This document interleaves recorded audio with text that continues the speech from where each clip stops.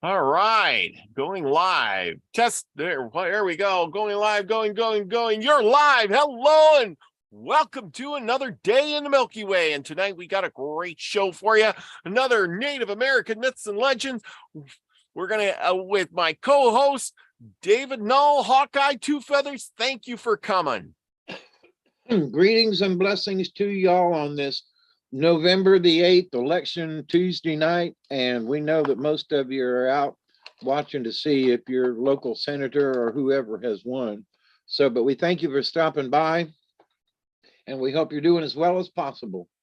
You noticed I noticed when I was listening that they're like, we're not giving election results right just yet. So go to your polling places and keep voting.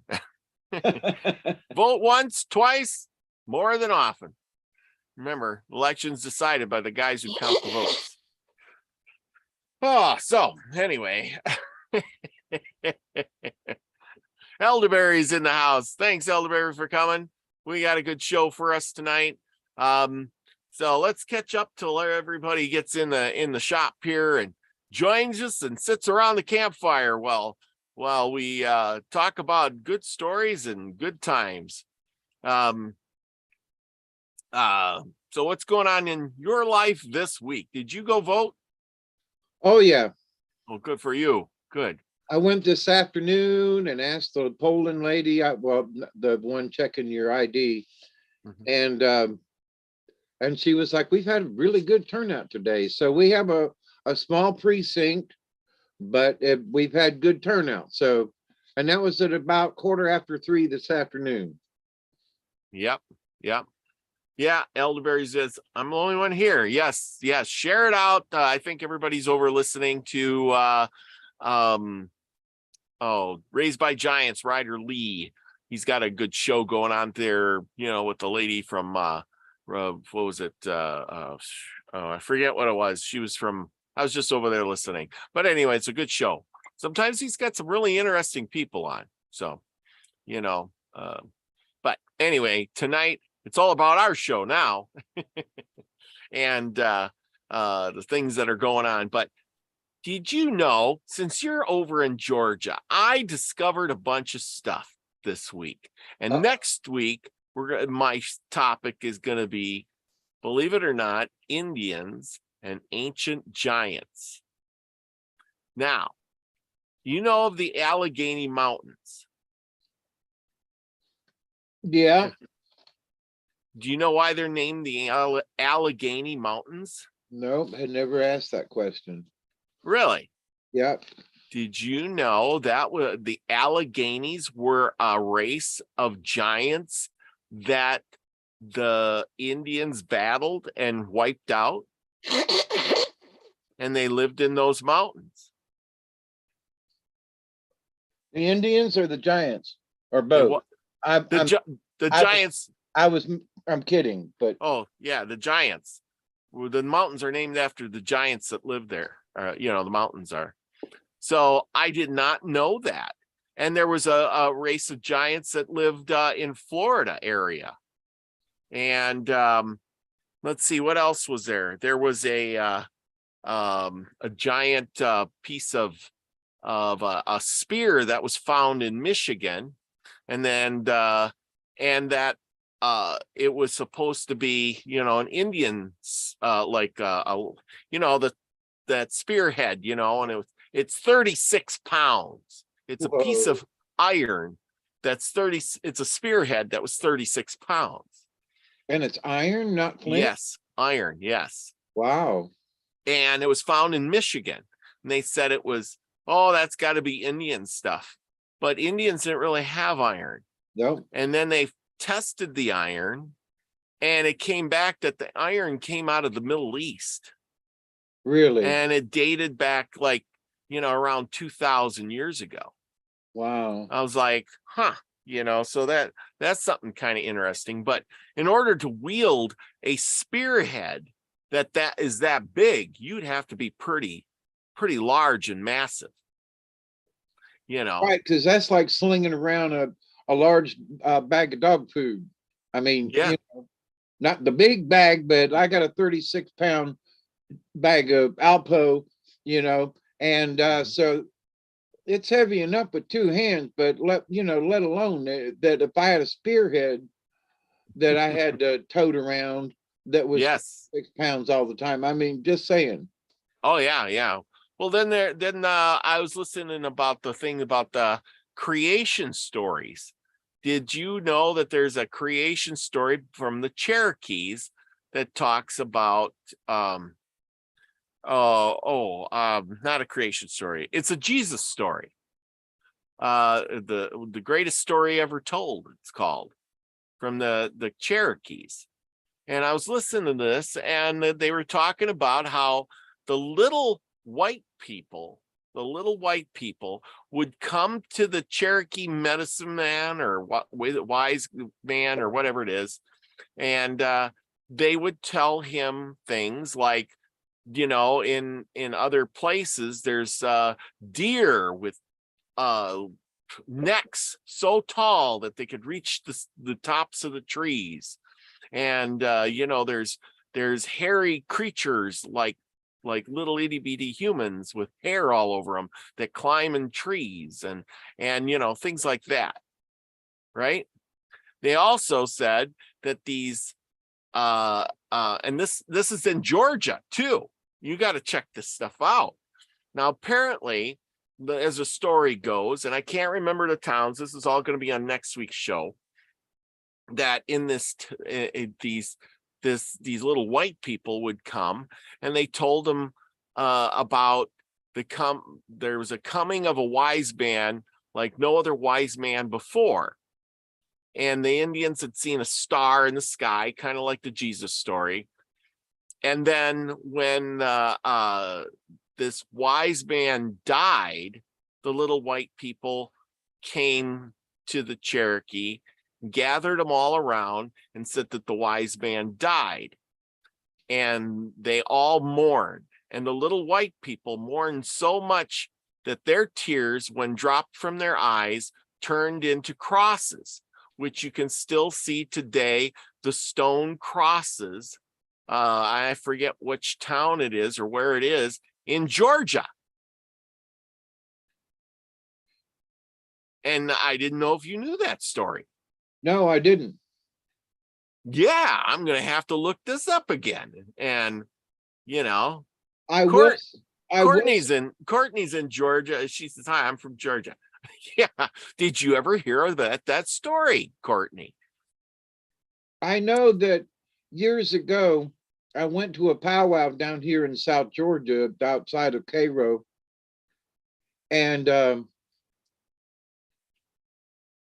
we'd been talking about little people and the fact that it seemed to me that I had seen something was going around my house.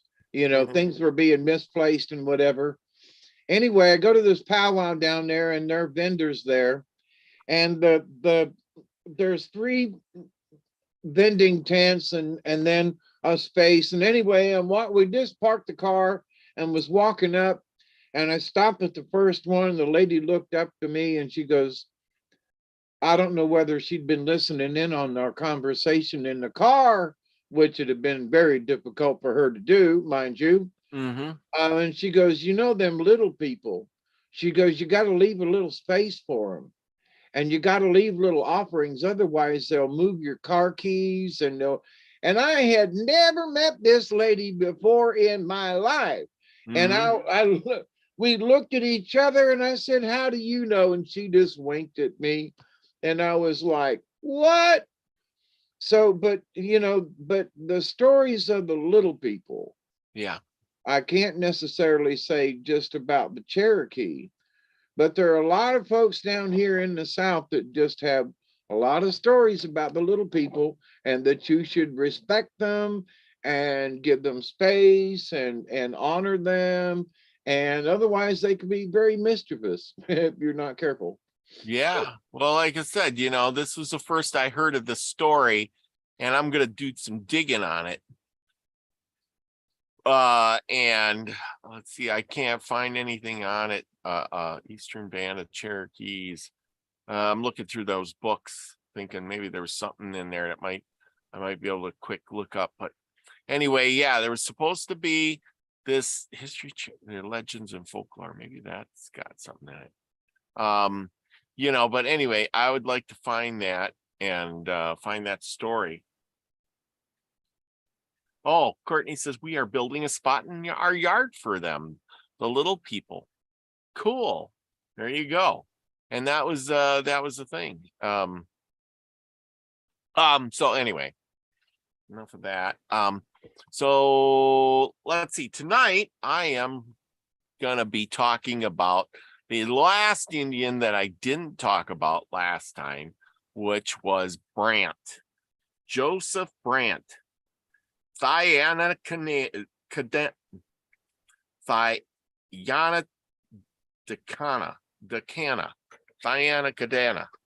or whatever. I mispronounced it before. I heard it today and I says, I'm not going to forget.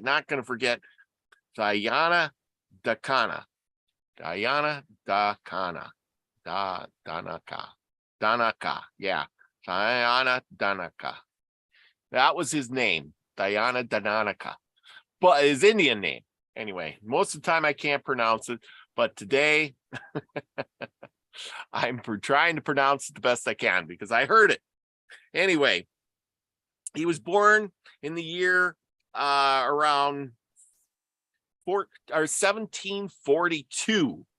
Now, this guy was quite the guy, and I'm going to pull him up. He's the guy in my background here, and I couldn't find a whole lot of pictures of him because everybody seemed to be using different pictures of this guy, and they mixed him up with, they had Red Jacket and some of these other guys that I already did. And so it wasn't fair to say that this was Red Jacket and the other ones, because I know what Red Jacket looks like. I'm pretty sure it says it in my book, shows it in my book. So, this is what my book shows him as. And this here is what, okay, hang on. Well, all them white men say all them Indians look alike. Yeah, but this is what my book shows him to look like. So I imagine but he wasn't just an Indian, but he was a half-breed Indian. They don't know, he wasn't, he represented himself as a half-breed Indian. He might have had a little bit of a German descent in him, or not. They're not sure, but he had a little bit lighter complexion. We don't know why, but he was a mix of two Indians when it really boiled down to it. He was, he befriended and with this William Johnson, a commander-in-chief of the British forces. So right in the beginning, his tribe, the Iroquois. Now there's three tribes of the Iroquois. There's the cougar, the turtle, and the bear. Pretty sure I got them right. If I'm not, well, then I'm wrong. He was about 40 miles. He lived around the area about 40 miles from Albany, New York. He was raised up. He was taught English. He was, kind of raised by the British, and took on a British name as Joseph Brant. Would have been another person in his life, or father figure type thing, whatever. Anyway, he became a Freemason. He learned and got indoctrinated into Christianity. He did a lot of stuff. He lived kind of like a white man for quite a number of years. I mean, he climbed the ranks. He had money, nice place, good things. He's still an Indian, but in all sense, he was really getting up there to the part where, he was really indoctrinated, knew the white culture, put it that way. Well, as things go, him and his tribe sided with the British. And this is where things went wrong. And of course, you know, the British were fighting with the colonists and the Revolutionary War. They tried to stay out of it for the most part, but they sided with the British because the colonists were taking their land.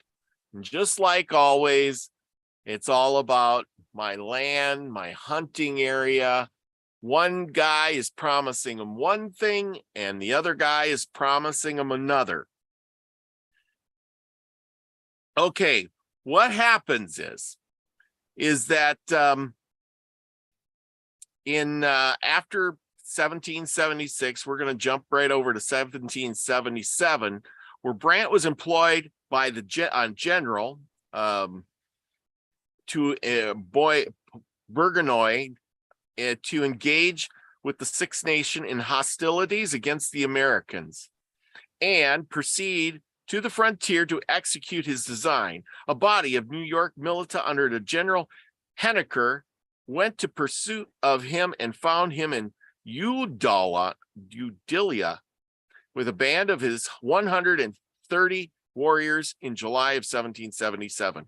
When captured the capture of Ticonderoga and the victorious march of Brighteon towards the Hudson had spread considerable throughout the country. Henniker held a conference with Brant, hoping to dissuade him from hostilities. Yes, because he'd sided with the British. But the savage chief would not talk in peace. He protested his inflexible loyalty to the British, declaring that the Indians would adhere to the cause of the king. See what you get for picking sides.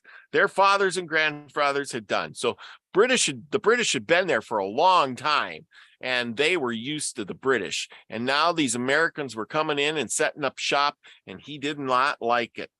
And so he waged war with the British's help against the Americans. And now you got to remember, this is after 1776. So the Americans had already declared their independence and the war was on. And he did real good attacking the American troops and scoring big time, because now he had the guns and the ammo of the British. He terrorized, like guerrilla warfare. He terrorized the colonists, burning their houses, sudden attacks all over the countryside, devastating the frontier. Let's see. So anyway, as it moved on, there was this one. Point out something here, though. Yeah, go ahead. Why would they side with the British? Now, you said because the colonists were spreading all over and everything, but the British were confined to the forts. Yes. And the areas around the forts. That's right. So, there were British troops and those who supported them, but they stayed they weren't trying to spread out like the colonists were. That's right. So I wanted to kind of re-emphasize that point.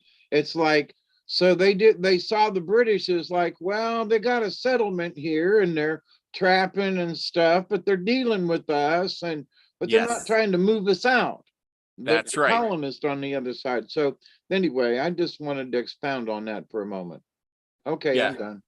Oh yeah. So anyway, you got this guy. He's teamed up with the British. He's 30. Oh my goodness. Yeah. I think they painted him up more like a white guy because, he had that influence. He might have looked more like this, actually. Yeah, that would. But who knows? So here's where things started going wrong. And only for a little while was this big capture of this valley fight. His warrior, it was a ravine at Oriskana. Yeah. And what happened is the colonists had moved their troops in, and his group of Indians went down there to fight, and they did. They had them beaten back pretty good. And the British came, and it was all got to be to the point of hand-to-hand combat, right? The Indians are fighting, the British are fighting, and the next thing you know, there's a problem. The Indians got so wound up in all of this, they didn't know who they're fighting.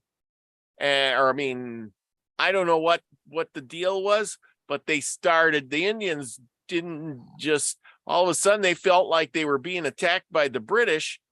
Maybe somebody got killed from the wrong side. So they started fighting the British too. They fought the British and the colonists. They were killing everybody. It was a bad deal. The bunch of the Americans were killed. The British were killed. The Indians were killed. Everybody lost a bunch of men. Well, as things went on, he got out of that, and they regrouped. Eventually, they met up. Brant lost 100 of his Indians in this battle. About the same number of Tories were killed. I think the Tories were the British helpers or something like that.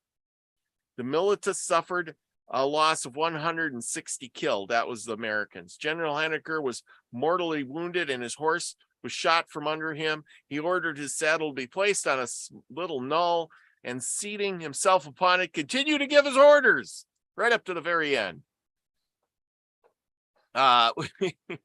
They put him in a place of safety, and he replied, "No, I will face my enemy." And while the battle was raging in its fury, he deliberately drew his tinderbox from his pocket, lighted his pipe, and smoked it with the great composure as he died.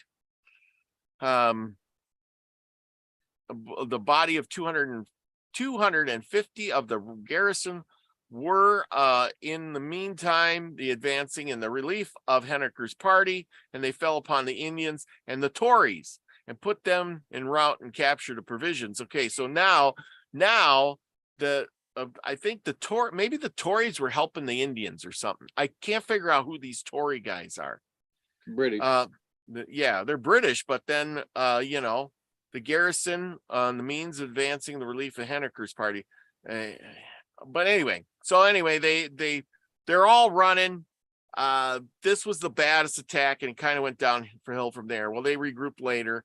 Of course, Brant decided, and him and his Indians were determined, if they met with further resistance, to massacre every soul on the Mohawk River in case they were obligated to wait any longer for surrender of Fort Stanwix. Now they're on to another fort. They keep moving, fighting. But he was determined to make a new attempt to raise the neighborhood for relief. Two of his officers undertook the desperate task of passing through. This was the Americans. They had the fort surrounded. They sent out a couple of guys. The guys made it out. They went for help. Otherwise, the Americans would have been wiped out again. Of course, and it goes on, more of these battles. More battles. The Indians were brutal. They were savaging the countryside. They were, believe it or not, they were kicking ass and taking names. Put it that way.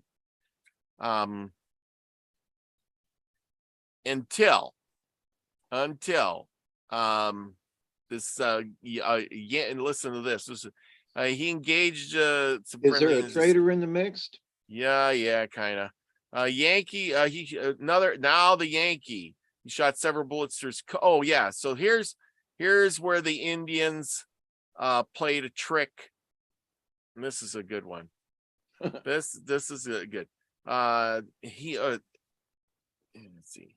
A spy of the Tories named Color had been lately captured by the Americans. See, this is always where it goes. It's like a bad movie. See how you could guess the ending already. A spy of the Tories named Collier had been lately captured by the Americans. He was carried before Arnold, who promised him his life and resoluted of an estate in the condition of his performing the following services. He was to rejoin the besiegers of Fort Stanwix, and the alarm and the accountants of the Americans were marching in great force against them, which the representation he was to sustain in such arts as he could devise for the occasion. Collier, who understood the Indians' language, well agreed to the proposal. He engaged some friendly Indians in the scheme and managed all of the conveyances with a degree of cool cunning that would have done credit to a genuine Yankee. He shot several bullets through his coat and then proceeded to the Indian camp, told the savages that General Arnold, with an army of 3,000 men, was rapidly advancing upon him. And then the Colonel Butler, the commander of the Tories, was captured, and that he himself was narrowly escaped with his life, in proof which he exhibited the shot holes in his coat. And the Indians believed him. While the camp was in great alarm at this news, the friendly Indians had been agreed upon to drop in one by one and collaborate the story. Yes, he was shot. I know, it's terrible, right? More Indian traitors. You're all on the same side, people. But anyway, Sergeant Ledger used every art to induce them to stay, but not even the tempting officer's strong liquor could conquer their fears. They only replied, "You mean to sacrifice us? When we marched down, you told us there would be no fighting for us Indians, and that we should have to do nothing but to smoke our pipes. But you see how whites have killed our warriors." Saying this, they immediately marched off. So once they heard the news of 3,000 men coming, the Indians said, "No way, we're all going to die." Left. This is where things started falling apart. Of course, they abandoned that fight, and there was no 3,000 men marching. It was all propaganda. Yes, exactly. Now just think about this. What year was that? 1777? 1777 or 1778, one of those years right there. So think about that, my friends. They have been using propaganda. Okay, yes. They have been using propaganda for 250 years. Now, just think on that a second. That's all. Yeah. Yep. Let it sink in a second.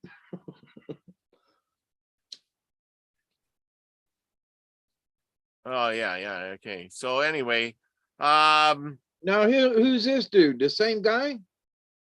Yeah, apparently, like I said, they gave all these different pictures and said this was the same guy, and I really can't find too many good pictures, to prove who he was, except for this one.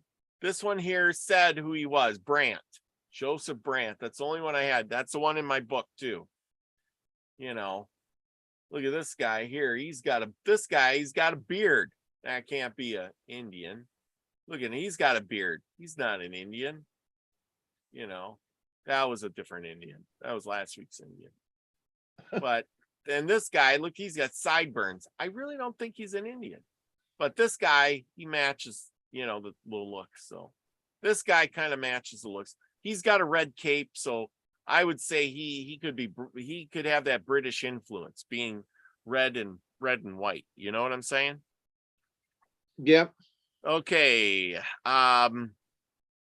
So anyway, and again, they did this again a couple of more times. They took their revenge on practicing the following horseplay upon the British commander. Oh yeah, now remember they had that fight with the British, and they are being chased by the British too. So the Indians, are towards the night, the retreating army came to a piece of soft muddy ground. Sergeant Ledger and Sir Johnson, one of his officers, were engaged in an angry altercation, each blaming the other for the misconduct during the siege. An Indian came running in after them, crying out, "Here they come! Here they come!" The two officers began scampering with all their might, tumbling over in the mud, manner neither comfortable and not dignified. The soldiers, catching the alarm, threw away their packs and took to flight, as well as their commanders. The Indians repeated the trick again and again and kept the British in a constant panic till they reached the shores of Lake Oneida. Such was a disastrous and humiliating termination of the enterprise, as another officer, Stefano, says, losing his bottle in a pool there was not only less, but great dishonor. So, because the Indians wanted to retreat, now they all kind of went along with the shams saying, here they come, here they come. And it was just a battle for, anyway. Here we okay. Battle of stupidity. Yeah, exactly. Once the British started to retreat and the Americans were coming, after that, we hear no more movements from Brant till the following year when he made his expedition against Cherry Valley, where a fort had been erected as a place of refuge for the families in the neighborhood.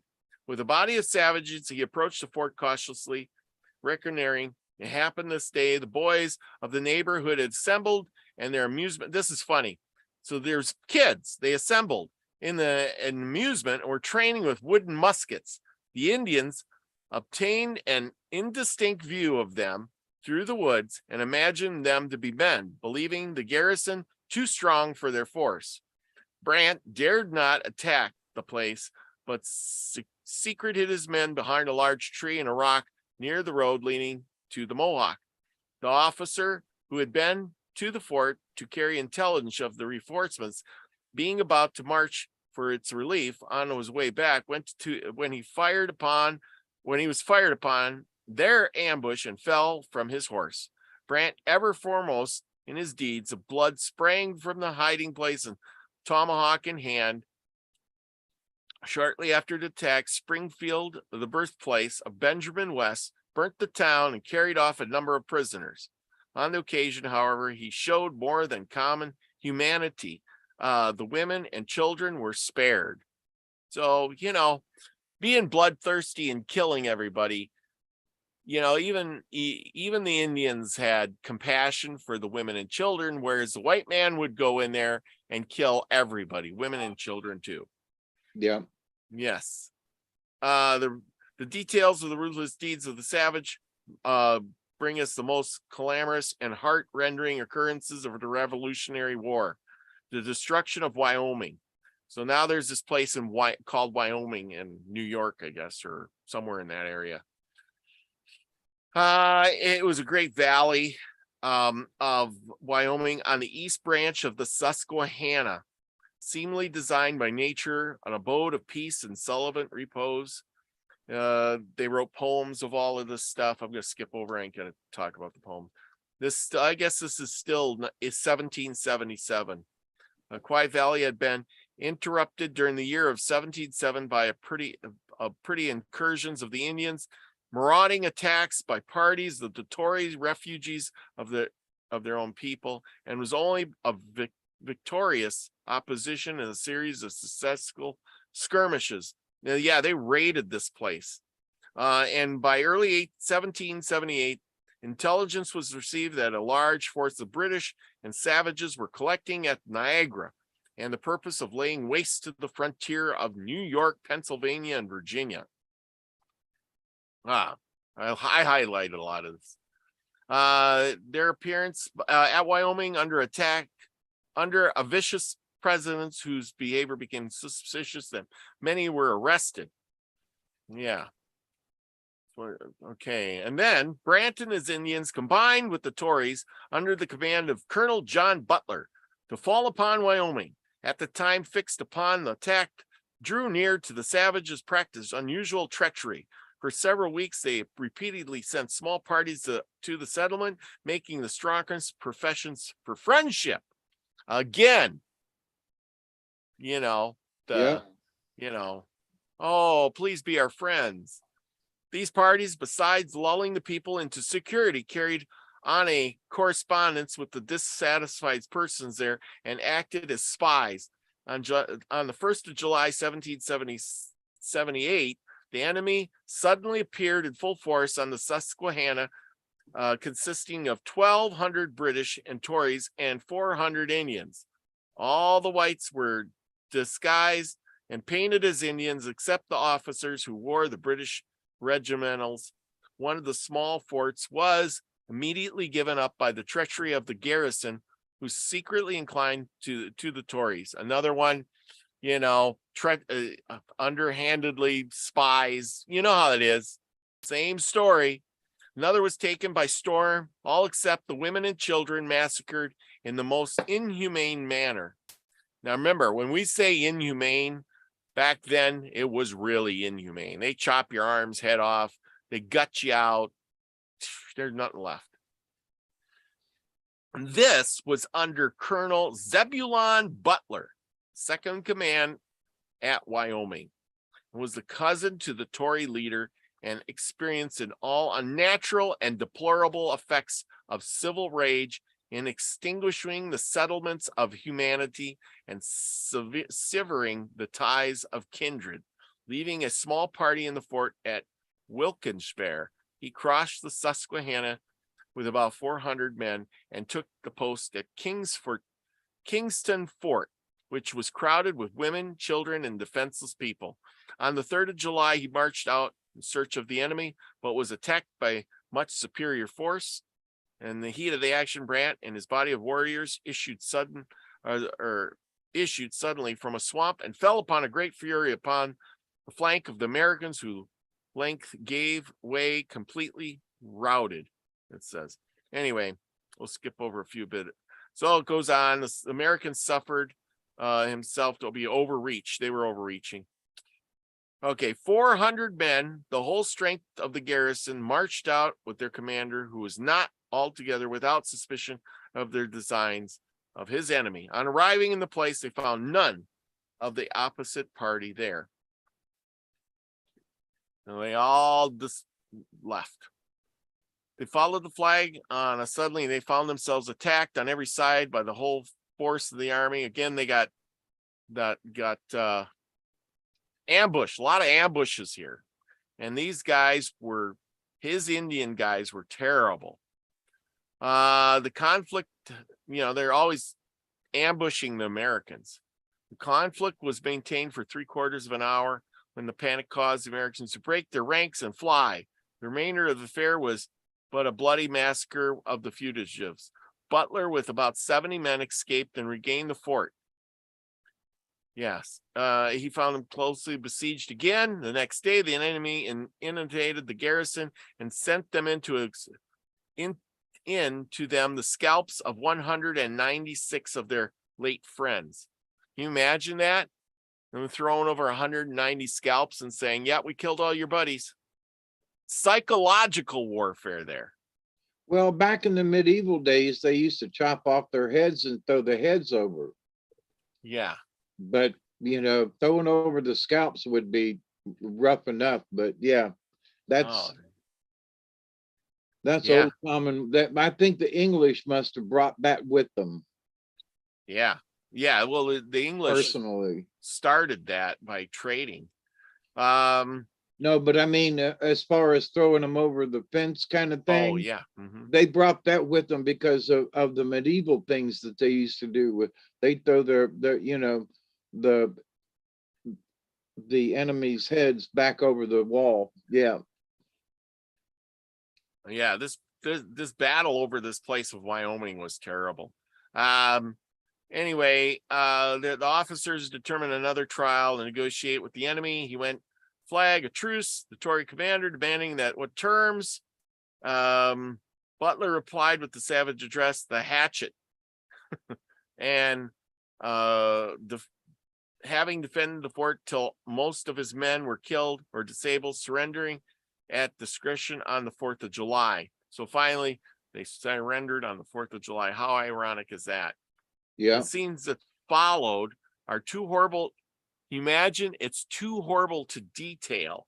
Savage cruelty was gutted to the full extent. The tomahawk and the firebrand completed the destruction of Wyoming. Men, women, children, and even cattle were involved in the common massacre. The Tories surpassed their Indian associates in ferocity. So that means that the white man, the Tories, were even worse than the Indians, and we call them savages. Now, Wow. remember back when you first said they started this, the Tories made themselves look like the Indians. Mm-hmm. Because only the British look like British, right? So remember that. So when they say the Indians, they're not disseminating between the Tories and the Indians until now, but that the Tories were more savage than the Indians. Yeah, and they did. So They white man massacred. against white man. Yeah, and it made it bad. Too horrible to detail. Oh, wow. The Tories surpassed the Indians with such a ferocity. Butler was a far greater savage than Brant on this occasion, yet the tender mercies of the latter were cruel. Mr. Campbell was given a striking picture of his barbarities in the language which he puts into the mouth of the United Chief while warning the people of Wyoming that the enemy were at hand. And then it's like a poem. And I ain't gonna read it all, it's long. Brant continued his active participation with the British during the remainder of the Revolutionary War. In November 1778, he assisted a party of Tories in attack on the settlement of Cherry Valley, where the horrors of Wyoming were renewed. And again, can you imagine these people back in the day? I'm just a colonist. I just want a little place to live, have a cow, grow some stuff in this beautiful valley. And the Indians come and they kill everybody, everything you have. And they don't just kill you and your children and women and whatever. They kill you and gut you out and hang you in They trees. butcher you. Butcher you. Yeah. Just gross. And all your stuff. Okay. These repeated disasters at length directed the attention of the American government. See, this is just like the governments. Once they hear about it, they go, what? 50 people, 100 people were killed? Send out the thousands and thousands of troops. We'll end this right away. You know how it goes? They repeated the disaster. The American government of this quarter and the summer of 1779, an army under General Sullivan marched upon the Susquehanna. Brant and Butler, with a force of 800 Indians and Tories, entrenched themselves in Newtown to oppose the advance of Sullivan. On the 29th of August, they were attacked and after an engaged of 2 hours, defeated and were put to flight. The Americans destroyed 40 Indian villages and completely laid waste to the country. These severities checked the hostilities of the savages for a year, but the summer of 1779, Brant was again in the field and fell suddenly upon Mincink in Orange County, New York. I don't know if anybody knows where all that stuff is, but he plundered and burnt the place and drew a body of militia who turned out to pursue him in an ambush. And again, later on the spring, the following year, he surprised Harpersville and carried off many prisoners. In August, he fell upon Canjoria and committed great devastations. The peace, and now this is year after year. Can you imagine? Here we're settling in this little place, and every year he goes to a different town and doesn't just, attack it. He attacks it, kills people, burns it down, and moves on, Takes prisoners. And takes prisoners, yes. It continued to be the scourge of the frontier till the close of the Revolutionary contest. The peace of 1782. So this didn't stop till 1782, put an end to Bryant's military career. He took no part in the Indian hostilities of 1791 and 1793, which is 10 years later, but exerted himself to bring about a pacification and avowed friendly feelings towards the United States.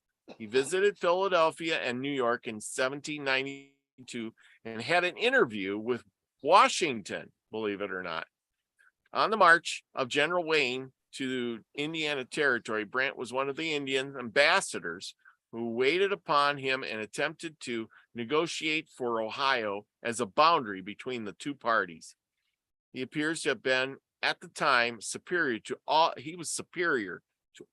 other Indian chiefs in authority, influence, and is called in the publication of the day, their King of Kings. This guy had, really been, but remember, he was a Freemason. He was indoctrinated in Christianity. He was smart as a whip, apparently, could speak several languages, and a great commander. The Indians respected him. You name it, this guy checked off the boxes. You know, And he was an Indian. yes.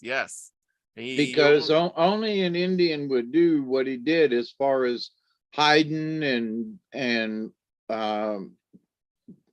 the way his battle tactics, I will say. Yes.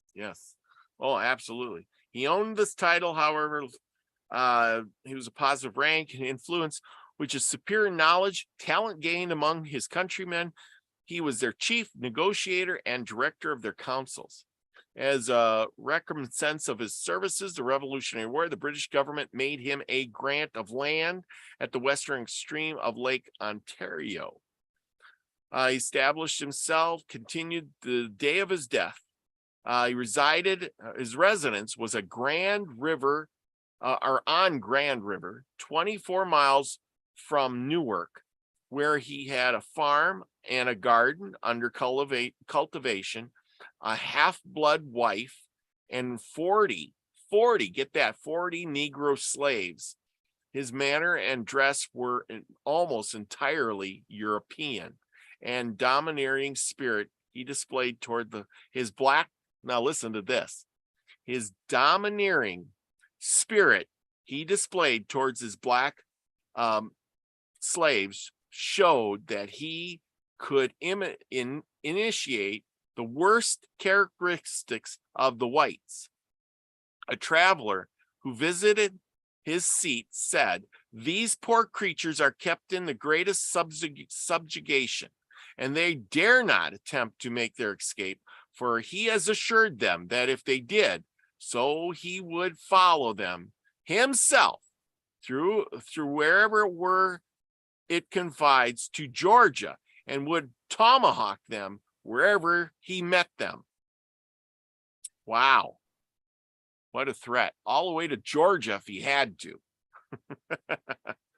He received from the British government a captain's half pay, together with annual presents, the whole amounting to 500 pounds sterling a year.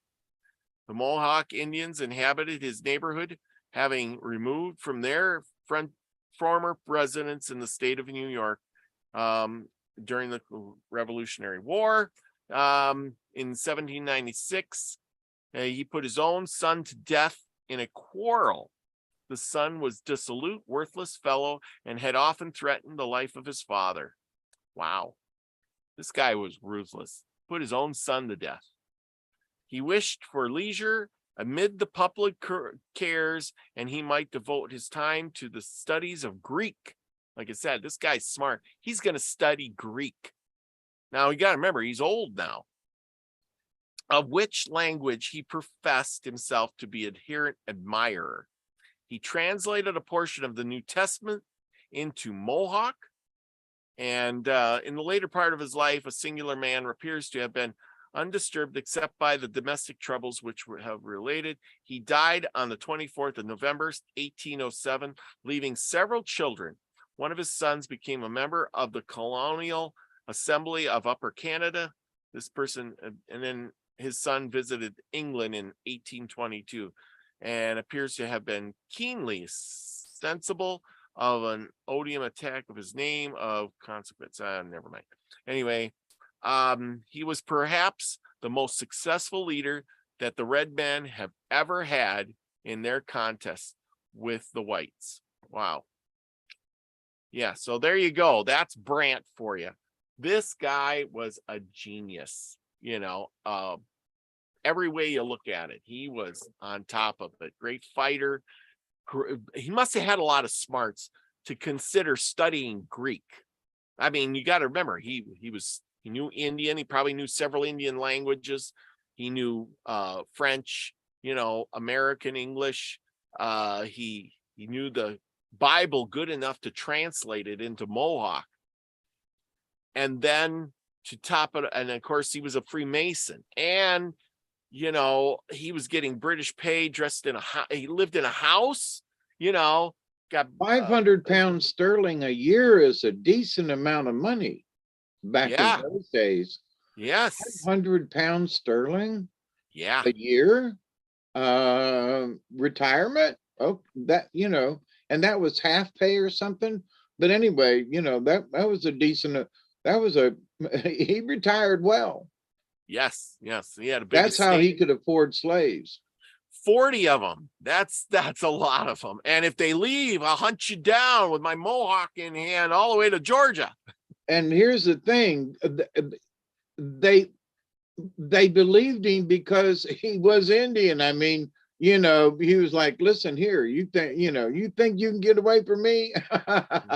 Well, yeah. you And know, I mean, to be and they respected. looked at him and thought, holy crap, I ain't got a clue where I am, because they're slaves and we're bought and brought there, versus being, he grew up there and knew every inch of the place. So yeah, go ahead, try to get away from me, I'll hunt you down.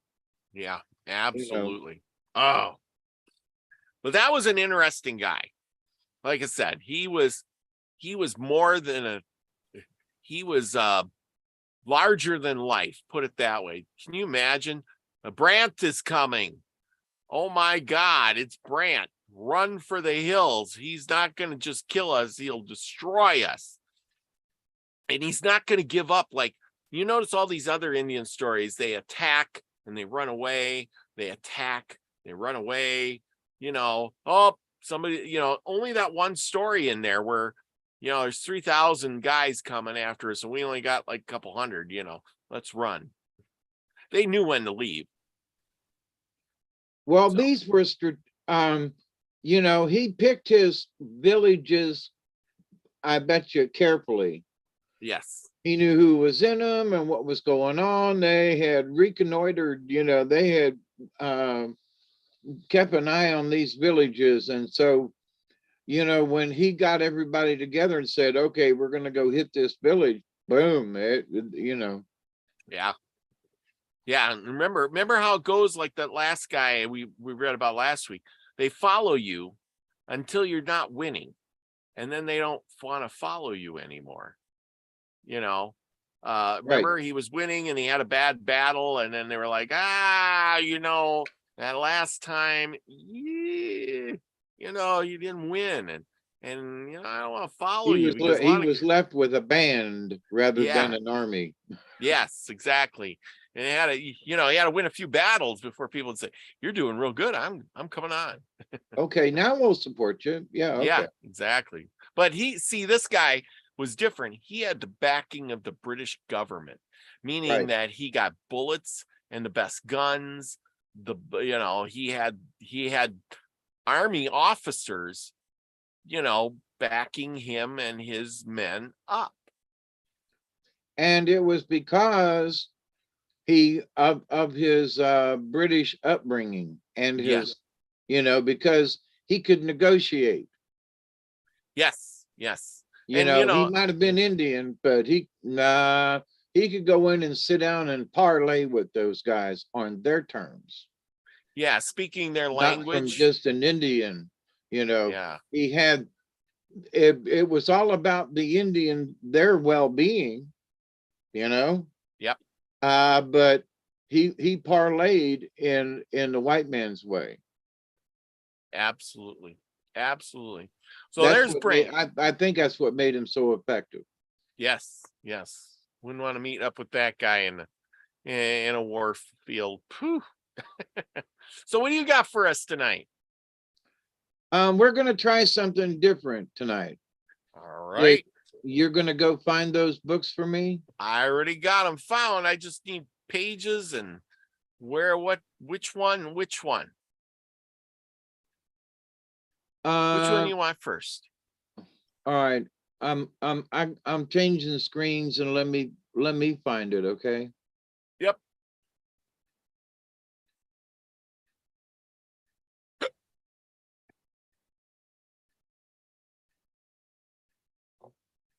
Well, I hope you guys are all enjoying this. Thank you, Courtney, for coming. You're probably ready to head to bed. Desert Rose, Elderberry, Susie Q, Delaney Pearl Jones. Delaney, I got to get a hold of you. You want to pull some cards this weekend? or something. I'm meaning to do it. I've been in call for 10 days, or I've been on call. I was out late last night. I'm living on about 3 hours of sleep, people. So there you go. Elderberry, Isby. I hope, and Isby, I got to get with you. We're going to do a show soon, very soon. Sorry I haven't been available, everybody. I have been on call, out late at night. When you get home at 2 o'clock in the morning and you have to get up at 5, makes for a long day. So that's the way it goes. Glad y'all came tonight. It's been a lot of fun. I love telling these stories. It's a lot of fun reading a book. I tell you, I just love this stuff. But like I said, next week I'm going to do a little bit searching on the giants and the Indian tales. So Courtney, I'm going to hit you up for that one. It seems like you know something on that. If you don't, well, I'm going to hit you up on that anyway, because I think you know. Now, listen, I found this tonight before I knew you were going to read that. And it's in the Boys Book of Indian Warriors. Well, I ain't the one I pulled up. I know, Oh. but it's about Piscarit, the Adirondack champion, and it goes back to 1644, and how he scouted against the Iroquois. Okay, and what's it called? Boys Book of the book in that same. Yeah, I got it. I got it. What chapter? It's right at the very beginning. It's the very beginning. It's like page 15. All right, I'm getting there. But as you were reading, I had picked this just as far as what's in this story and what's this book about. And then here you go reading about the Iroquois and everything. And I thought, wow, that's coinky dinky. Yeah. We have those coincidences between us. Yeah, Let's see. Is this it? This has got to be it. It was, let me go back to your screen. It was the early spring. Yeah, hang on. It was early spring. This is easier to read. Almost. Hang on.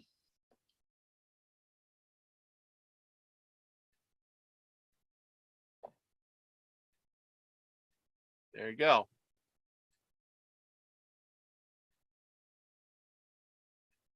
Make it a little smaller. That better? One more time. Yeah. Okay. Because I can read down and see it, okay? Yeah. All right. You're going to do the scrolling for me, all right? I will. Yes, I will. Now, scroll down just a little bit on that story, because it goes for a while. Okay.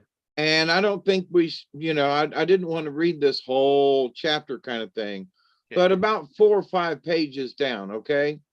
Okay. Wait, go back, hang on. Page 16, all right, go ahead, go down.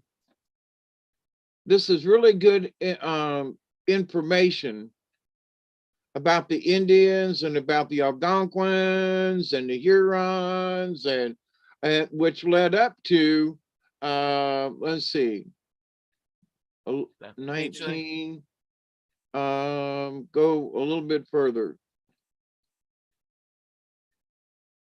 Funny. Yeah, right about in there. A little further. Yeah, about 21. That'll right in there is probably as far as we're going to go. Okay. But there's good information, especially since you were up in that area. So go back up to the top of that, if you don't mind, please. Page 15, I think. You want to go back to 15? Yeah, go to back up to where at the beginning of this.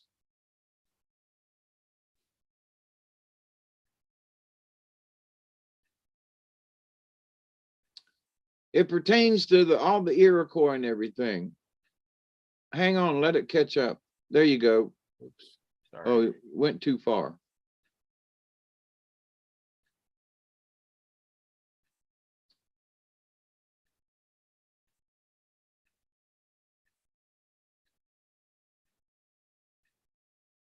Chapter 1. There you go. Okay. You just tell me when to flip the pages. All righty. Hit the minus button one more time. Yeah, that look. Oh, that's good. I can read that. Yeah. Boys Book of Indian Warriors, Chapter 1. Piscaret, the Adirondack champion. Adirondack. I can't say that right. 1640 Adirondack. Yes. In 1644, how he scouted against the Iroquois. It was in the early spring, about the year 1644, that the warrior Piscaret of the Adirondack tribe of the Algonquins set forth alone from the island Allumette in the Ottawa River, Canada, to seek his enemies, the Iroquois. For there had long been a bitter, bitter war between the vengeful Algonquins and the cruel Hurons on one side, and the proud, even crueler, Five Nations of the Iroquois on the other side. At first, the Adirondacks had driven the Mohawks out of Lower Canada and into northern New York. But of late, all of the Algonquins, all the Hurons, and the French, scroll down. Whoa. Oh, wait a minute. Yeah, I had it. Right there.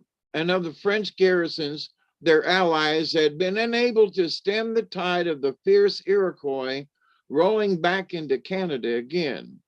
Iroquois was the Algonquin name for them, meaning adder. The French termed them Mingos, from another Algonquin word meaning stealthy. The English and the Dutch colonists and American knew them as the Five Nations. Their own title was the People of the Longhouse, as if the Five Nations were one family housed all together under one roof. The Mohawks, the Senecas, the Onondagas, and the Oneidas, and the Cayugas. These composed the Iroquois League of the Five Nations against the world of enemies. The League rapidly spread in power until the dreaded Iroquois were styled the Romans of the West. But nearly 300 years ago, they were only beginning to rise. Their home was in central New York, from Mohawk country at the Hudson River west to the Seneca country almost to Lake Erie. Scroll. In this wide tract, there were 5 principal towns fortified by ditches and long and log palisades. From here, they carried war, south cleared to the Cherokees of Tennessee, west cleared to the land of the Illinois, and north to the Algonquins at Quebec of lower St. Lawrence River. 12 or 15,000 people they numbered. Mohawks, Senecas, Onondagas, Oneidas, and Cayugas still survive, as many as ever, and ranking high among the civilized nations of North America. The Hurons lived to the northwest in a smaller country along the shores of Georgian Bay of southeastern Lake Huron in Canada. Scroll, please. Whoop. They were Hurons, they were called by the French, meaning bristly or savage-haired, for they wore their coarse black hair in many fantastic cuts. But favorite fashion was that of a stiff roach or mane extending from the forehead to the nape of the neck, like the bristles of a wild boar's back or the comb of a rooster. By the Algonquins, they were called serpents also. Their own name for themselves was Wendat, or people of the peninsula, a word which the English wrote as Wyandotte. They were of the Iroquois family, but for 75 years and more, they had been at war with their cousins of the South.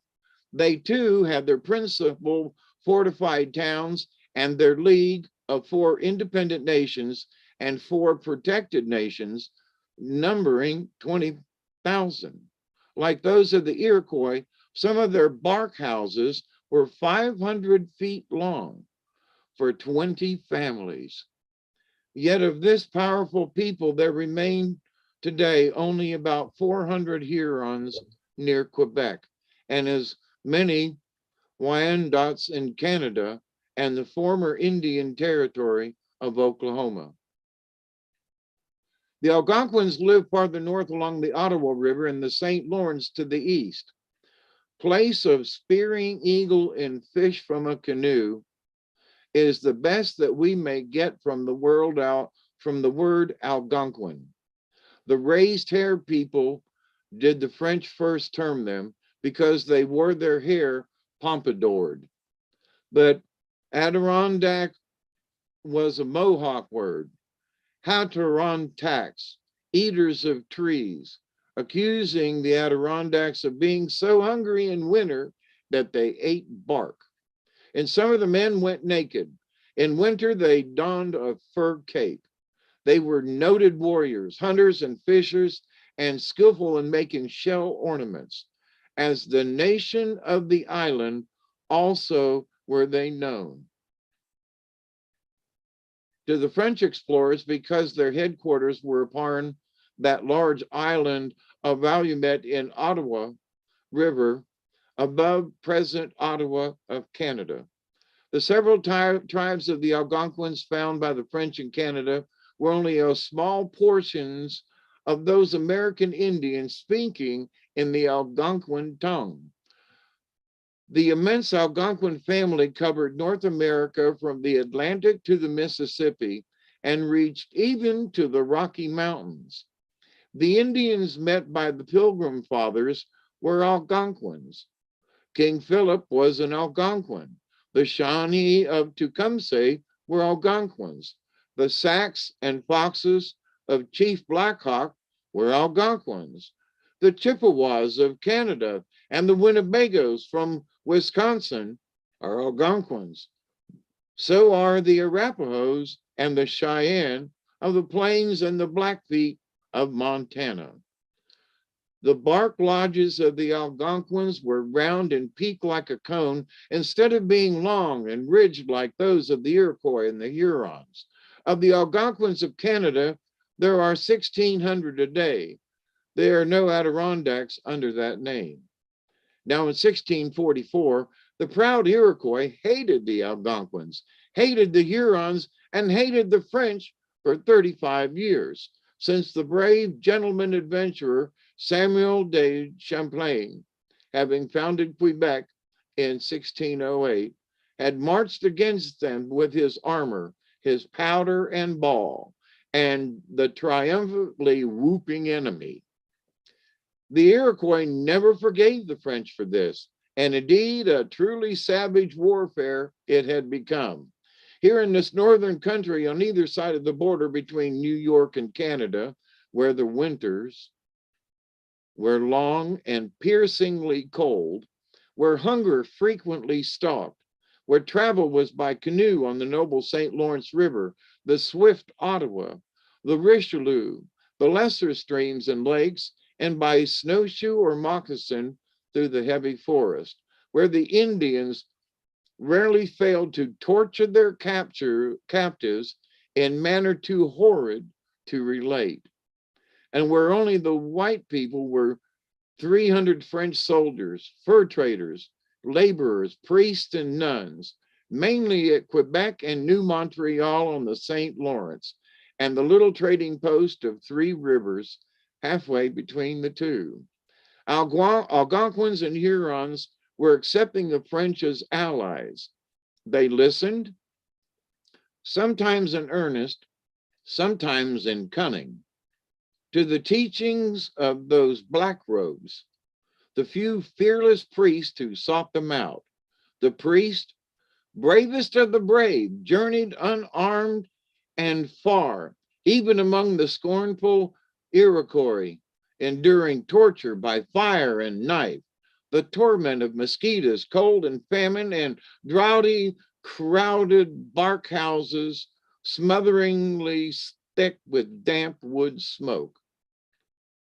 In spite of cross and sword, trying to tame them, the Iroquois were waxing even bolder. They were well supplied with matchlock guns obtained by the Mohawks from the Dutch of the Hudson River. From their 5 towns ruled by a grand council of 50 chiefs, they constantly sent out their raiding parties into the north.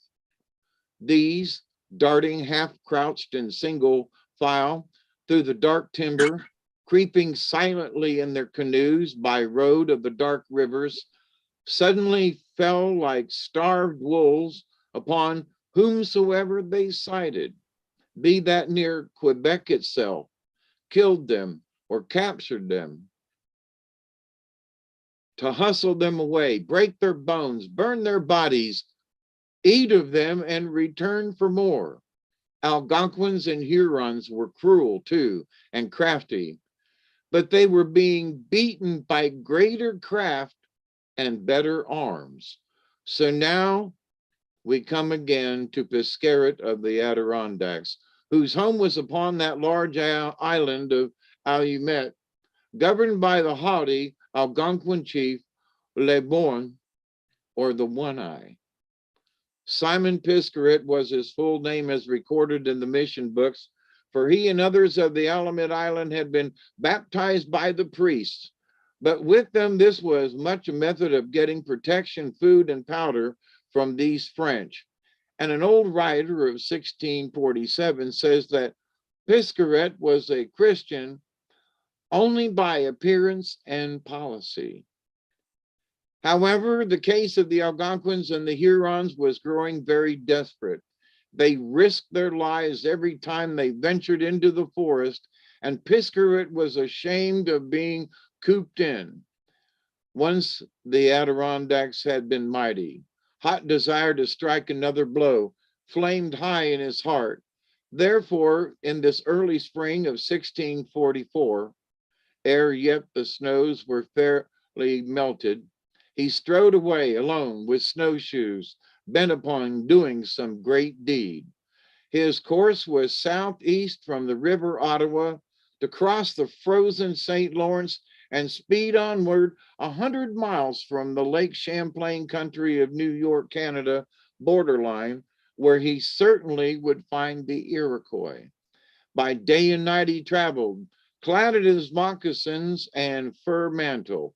Then when he reached the range of the Iroquois, he reversed his snowshoes so that they pointed backwards. The Iroquois who might see his trail would know that these were the prints of Algonquin snowshoes, but they would think that here had been only an Algonquin hastening home. If they followed, they would be going in one direction and he in another. His progress was slower now, for it is hard to make time in snowshoes pointing backward. And presently he took pains to pick away by keeping to the ridges and the south slopes from which the snow had melted. His eyes and ears must be alert. No sharper woodsman ever lived than the keen, wolfish Iroquois. At last in the forest he came upon Iroquois sign. Next, peering and listening and sniffing, he smelled wood smoke, and stealing on from tree to tree, he discovered the site of an Iroquois winter village, set in a clearing amidst the timber. For the rest of the day he hid out. That night, after all had quieted, with war club and knife ready, he slipped like a shadow in among the very lodges. Not even a dog sensed him as he stood, questing about for another hiding place. Aha! He had it. Both the Hurons and the Iroquois had laid in large stocks of firewood by forming piles of logs slanted together on end. And in one pile here was an opening through which he might squeeze into the center of the space, there to squat as under a tent. the ground in the village had been scraped bare of snow, he would leave no tracks. Having thus experimented and arranged, Piscaret drew a long breath, grasped his war club, and stealthily pushing aside the loose birch bark door flap of the nearest lodge, he peeped inside. By the ember light, he saw that every Iroquois man and woman was fast asleep under fire, under firs, on spruce boughs around the fire. Now Piscaret swiftly entered without a sound, killed them all, scalped them, and fled to his woodpile. Early in the grayness of the morning, he heard a great cry, a swelling louder and louder until the forest echoed. It was a cry of grief and of rage. The strangely silent lodge had been investigated and his bloody work was known. Feet thudded past his woodpile. Hasty figures brushed against it as the best warriors of the village bolted for the timber to circle until they found the tracks of their enemy. But if they found any snowshoe tracks made by a stranger, these led out and not in. So that day the Iroquois pursued furiously and vainly, while Piscaret crouched snug in his woodpile, listening to the clamor and laughing to himself. At evening, the weary Iroquois returned foiled and puzzled. Their nimblest trailers had not even sighted the bold raider. This night, Piscaret again waited until all was quiet. Again he ventured forth, slipped inside a lodge, killed and scalped, and retreated to his woodpile. And again with the morning arose that shrill uproar of grief and vengeance, and the warriors scurried into the forest. By evening, the Iroquois were not only mystified, but much alarmed. Who was this thing that struck in the night and left no trail? An evil spirit had come among them, roosted perhaps in the trees. If a squaw had removed a log or two from the pile, Piscaret would have been torn to pieces. But fortune stayed with him, and he was not molested, save by cold and hunger. And I'm going to leave it there because it goes on. It's a cliffhanger. Well, there you go. Wow. Good deal. Wow. It But is a I just cliffhanger. thought the beginning of that had a lot of information about the Huron, the Five Nations. And I mean, you know, and we've been talking about that area and of the different chiefs and so forth. So when I was looking through stuff this afternoon, I thought, now, you know, that's just some interesting information. Now, if you will go back to that same book, there's a short story kind of thing. Oh, yeah. Which one you want? Hang on. American Indian Stories. Okay. All right, got it. All right, and I want you to go down to page 39. Whoops. Now I'm going to give a little prelude into this. The beginning of this story, which this is chapter 7, and it's called The Big Red Apples. It's about the story. It's this young, wait.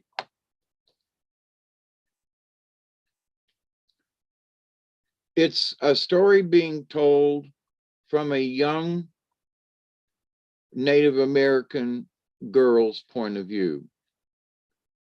And obviously she's older, but she's writing it in such a way that when I was 6 years old, when I was 7 years old.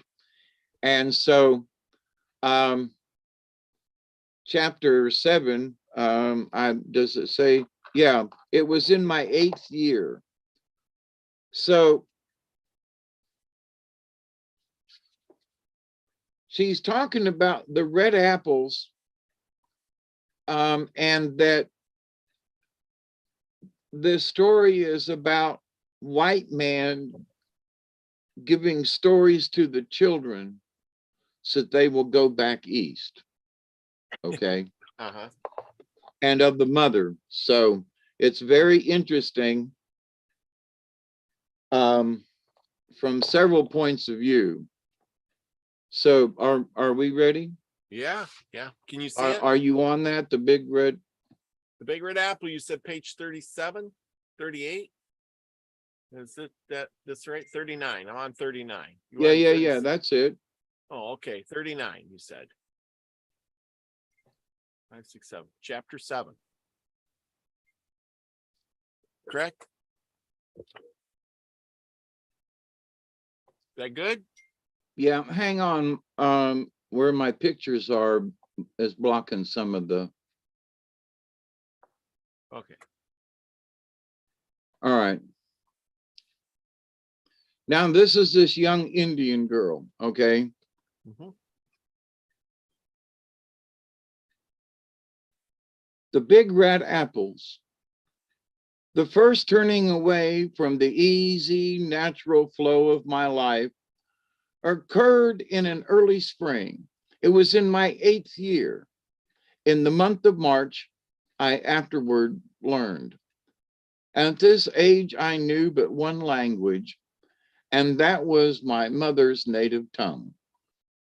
From some of my playmates, I heard that 2 pale-faced missionaries were in our village. They were from that class of white men who wore big hats and carried large hearts, they said. Running direct to my mother, I began to question her why these 2 strangers were among us. She told me, after I had teased much, that they had come to take away Indian boys and girls to the east. My mother did not seem to want me to talk about them, but in a day or two, I gleaned many wonderful stories from my playfellows concerning the strangers. Mother, my friend Judawin is going home with the missionaries. She is going to a more beautiful country than ours. The pale faces told her so. I said wistfully, wishing in my heart that I too might go. Mother sat in a chair and I was hanging on her knee. Within the last 2 seasons, my big brother Dawi had returned from a 3 years education in the East, and his coming back influenced my mother to take a further step from her native way of living. First, it was a change from the buffalo skin to the white man's canvas that covered our wigwam. Now she had given up her wigwam of slender poles to live a foreigner in a home of clumsy logs. Yes, my child, several others besides Judawin are going away with the pale faces.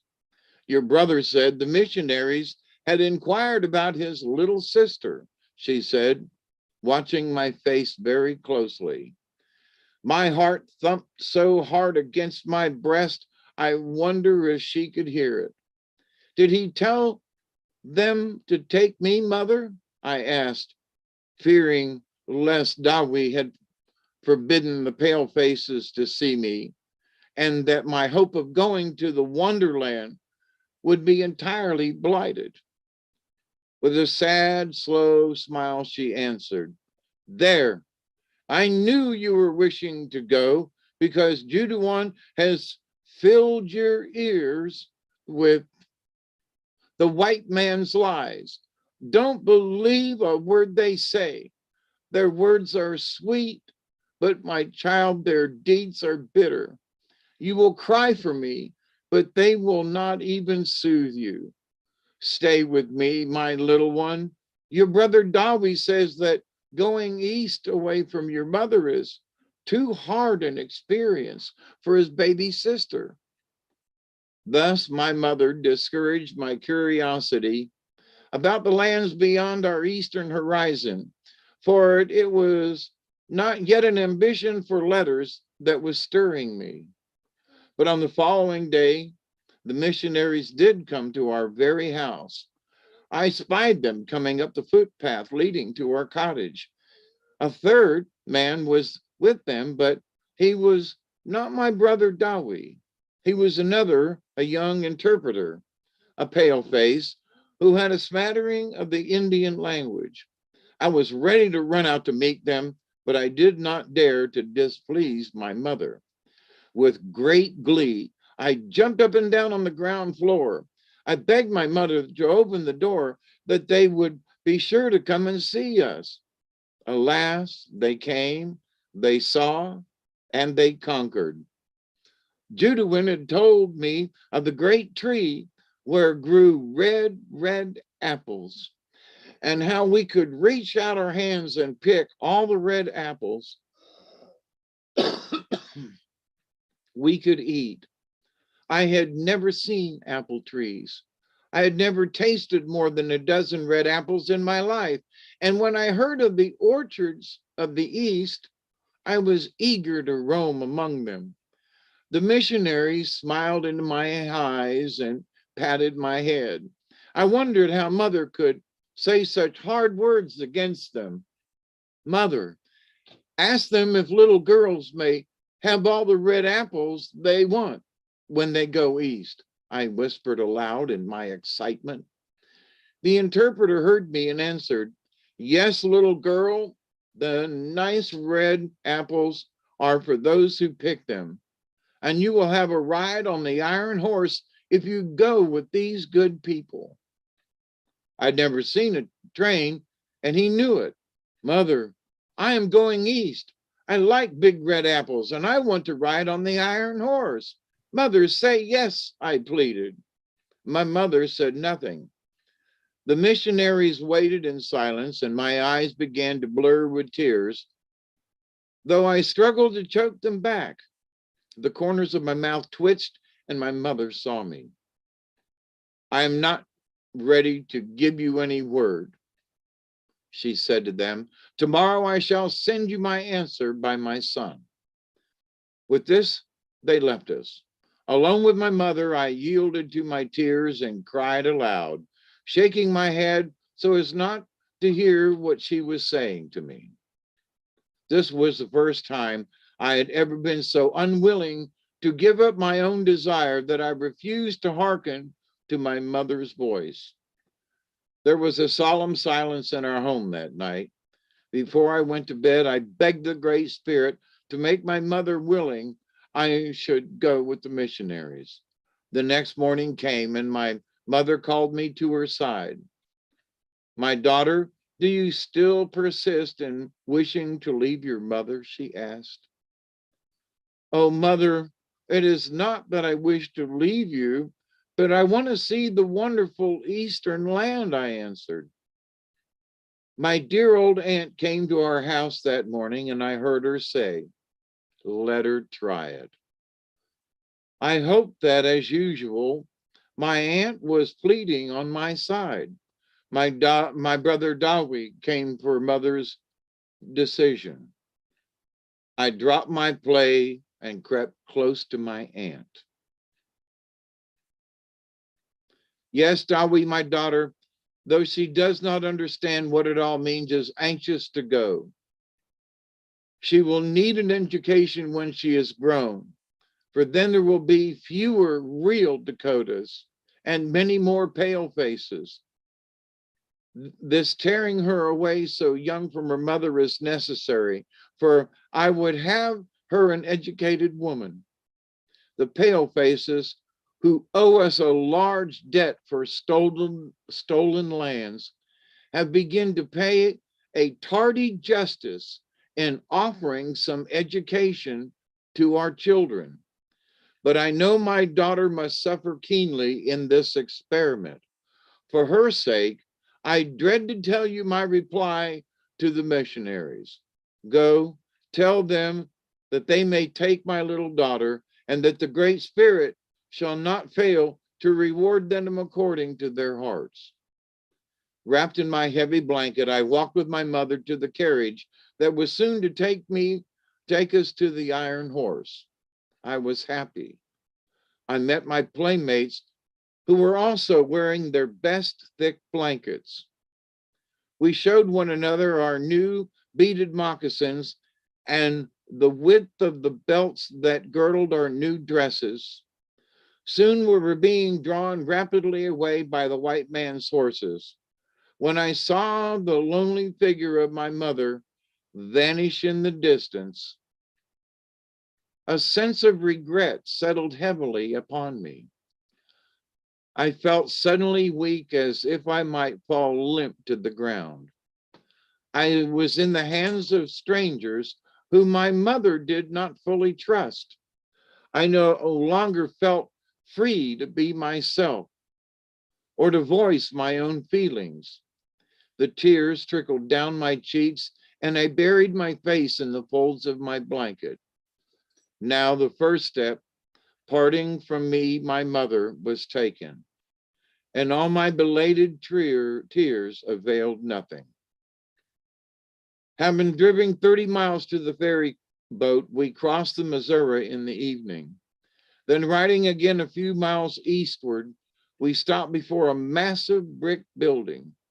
I looked at it in amazement and with a vague misgiving, for in our village I had never seen so large a house. Trembling with fear and distrust of the palefaces, my teeth chattered from the chilly ride. I crept noiselessly in my soft moccasins along the narrow hall, keeping very close to the bare wall. I was as frightened and bewildered as the captured child of a wild creature.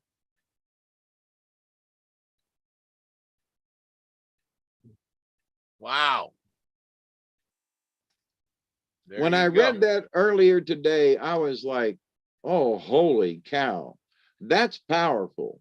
I mean, you're looking at it from the child's point of view and the wonderment. Oh my God, I'm going to get apples. I'm going to get to ride on the train. Yep. Yeah. And then you make the decision and you go, whoops. You know, all I kept thinking is this is about apples, and I'm thinking a poor little girl, and I'm thinking of the you know, Adam and Eve story. Here's the serpent, and he's saying, "Here's the apple, Eve. Oh, it's so juicy and red. Just come and get the apple." And oh, you know, we're going around to all the houses. You know, Peter Piper, you know, and then he's rounding up the children, you know, or whatever that guy was. And I'm thinking, yeah, they were just going around. Oh, you can have apples. We're going to give you an education. You're going to be good, but we only want your children, and blah, blah, blah. And we're going to round them all up. We're going to come with a big wagon, and they're all going to jump on willingly.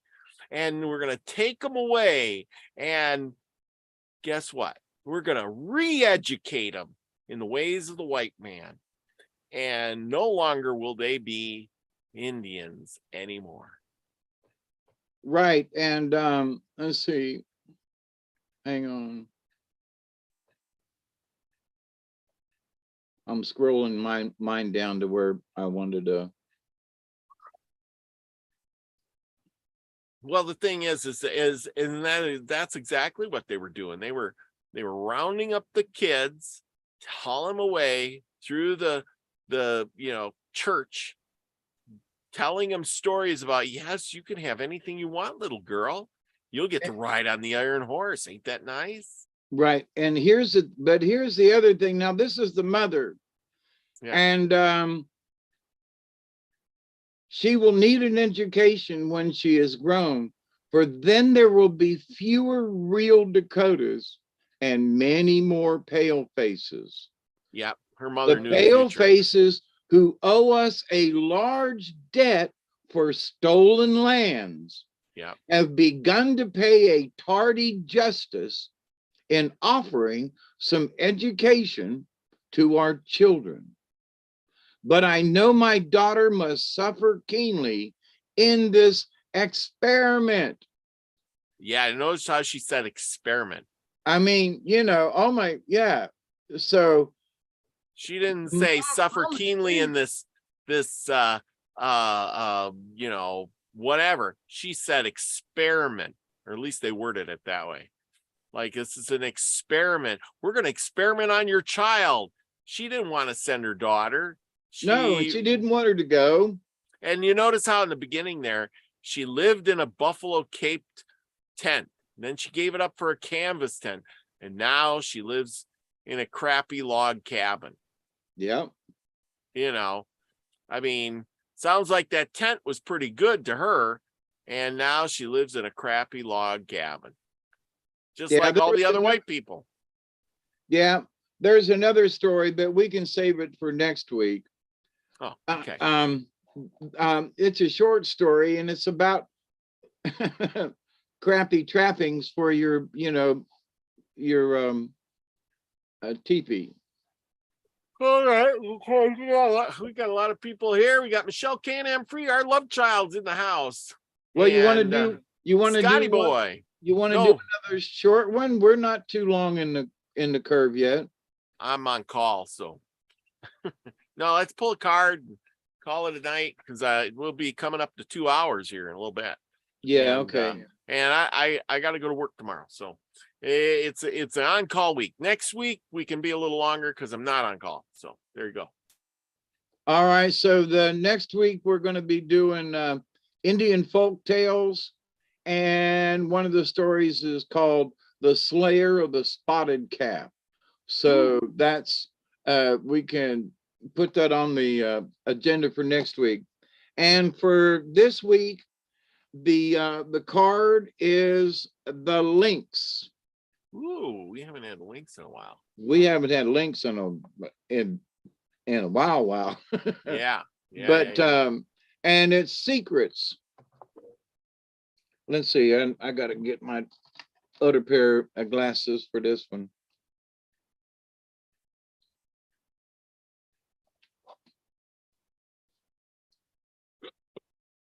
Number 18 is the Lynx. It's secrets. Lynx, you know the secrets so very well.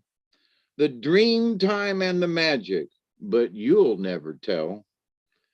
May I learn to hold my tongue, observe like the Sphinx, powerful yet silent, the medicine of Lynx.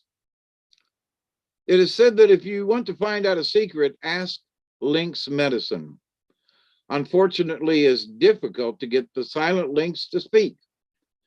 It is to be confronted by the powerful medicine of Lynx signifies that you do not know something about yourself or others. Lynx is the keeper of the secrets of lost magical systems and occult knowledge. Lynx has the ability to move through time and space and to go into the great silence for unraveling any mystery. Lynx is not the guardian of secrets, but the knower of secrets. The problem lies in getting Lynx to instruct you. He or she would rather be off chasing a bird or kicking sand in your face than running circles around you. Lynx medicine is a very specific type of clairvoyance. If this medicine is strong in you, you will get mental pictures concerning other people and the exact things they have hidden, either from themselves or from others. You will see their fears, their lies, and their self-deceptions. You will also know where they have hidden the treasure, if there is any. You never speak of these revelations. You just simply know them. The only way you can coax information about yourself out of a Lynx medicine person, in case you have forgotten where you hid the treasure, is to respect the practices of his or her tradition. If you go to a gypsy with Lynx medicine, you must show your respect by paying with money after the reading. If you go to a Choctaw medicine person He or she will reach into your misdirection or use other traditional methods to help you. A blanket or tobacco should be given in exchange for the medicine he or she has performed for you. This operation is known as the law of the lynx people and is practiced by North American, Gypsies, Sufi, and Egyptian cultures. If you pulled the lynx card, you can be sure that secrets are afloat. If this is your personal medicine, you should listen to your higher self. Be still and pay attention to the revelations you receive, either in the form of mental pictures or through a high singing voice in your inner ear. Perhaps you will receive information in the form of omens. You can be sure that Mother Earth is signaling to you in some manner. If Lynx is at your door, listen. Brother or sister Lynx can teach you of your personal power and of things you have forgotten about yourself. They want me to repeat that part. Lynx can teach you of your personal power and of things you have forgotten about yourself.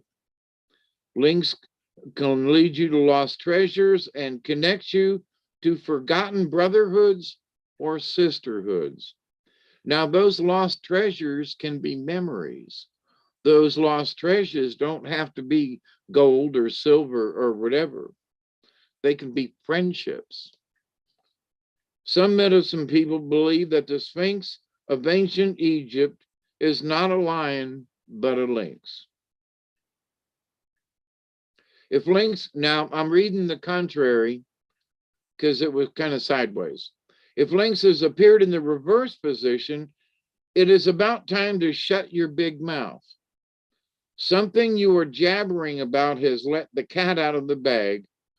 Are you defiling a sacred trust, or have you broken a promise to a friend? If not, you may have pulled a good boner on yourself by blabbing your latest idea to a friend of a competitor. Watch your tongue and see if you are able to refrain from gossiping or talking about your latest romantic conquest or somebody else's latest romantic conquest that ain't none your business. Look and see if in your present state you're able to listen and truly be interested in someone else's stories or idea. On this level, Lynx is telling you to become worthy of trust. And in this day and age, it's important that we not only learn to trust other people, of course, they have to be trustworthy people, but we have to show ourselves as being trustworthy. So that's the message. Lynx has secrets, and sometimes it's not bad. Sometimes there are things that we have forgotten as spiritual beings. So, or if it's the reversed, make sure you're not blabbing something you shouldn't be blabbing about, you know? That's right. Knowledge and knowing, quiet, keep your mouth shut. See, that's the only way to learn knowledge too, is to, Listen. You know, the wisest man in the room does not speak. That's right. Yeah. And they all go, wow, he knows something that we don't. What the hell's going on? But once you open your mouth, everybody knows you're a fool. I learned over the years, to some of these stories and things, in these small towns where, Moultrie, but there's still a corner that there was just a little shop, a little shack barbershop, and it was for the Black folks. It was on that corner of town, Northwest Moultrie. And but these old gentlemen would come out and sit on this bench out front of this old barbershop. And and when the carnival was in town, we'd go by that same corner And I asked them if they knew anybody that wanted to work the carnival. But when I moved to Moultrie, I'd go to that corner and sit around and listen to them old men tell stories. And just listening to them talk to one another was a treat in and of itself. And you give 5 or 6 black men sitting around, and they just, it's just in the afternoon, and they ain't got nothing to do but just sit around and jaw to one another. Mm-hmm. And oh my goodness, but to listen, that was the whole point. Mm-hmm.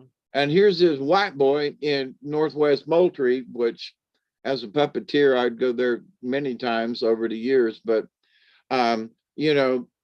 folks would say, well, what you hanging out with them black folks for? Because they tell the greatest stories. You should come with me sometime, but they weren't interested. But I've always been interested in old folks' stories and what it was like back in the day. And I've heard stories about, what South Georgia was really like back in the day that ain't published in no books. You know what I mean? Yeah. But that's by sitting and listening. Mm-hmm. Yeah. Things have changed. That's the thing. We're learning that history is written by the victors, and also history changes as it goes through time. It's amazing. Like I was telling you before, we're going to research a little bit of this forgotten history. I think we talked once about the Serpent Mound in Ohio. Yeah, Remember I've been that? there. Okay. And, they say it was made by the Indians, right? And I was listening today from this Indian guy, and he says, no, see, they put up a big sign there. It says, this was made by the Indians with, homemade scoop shovels and little buckets and stuff. But that's not what our tradition, our passed down word for word tradition says. We can't change one word of that. And it says that we didn't build this. This was here way before us. Yeah, and having been there, I was talking with a couple of older gentlemen, along the path there, and I'm reading this sign, and I looked at this guy and I said, nah. I said, no, this can't be true. And he looked at me and he said, I'd agree with you. And I looked at him and I looked, we were standing like maybe 50 feet from the mound. And I said, here's the thing, down in South Georgia, we have the Colamoki Mounds. There is a ditch beside the mound where they scoop the dirt out to build the mound. Yep. Okay. I mean, it is a visible trench. All right. Mm-hmm. And there is clear archaeological evidence. I said, here is this big mound that winds around. I said, where'd the dirt come from? There's no sign. It's up on a hill. On the one side of Serpent Mound, it winds over and it literally drops off. There's a cliff. And I mean, it down into a valley. It's really pretty. But I was talking with the guy and I said, where did the dirt come from? He goes, exactly. But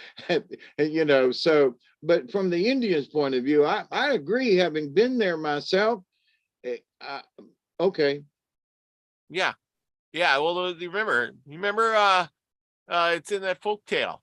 The Indians needed some dirt for the Serpent Mound they were building. They called up some dump trucks. They had it delivered. Remember that tale?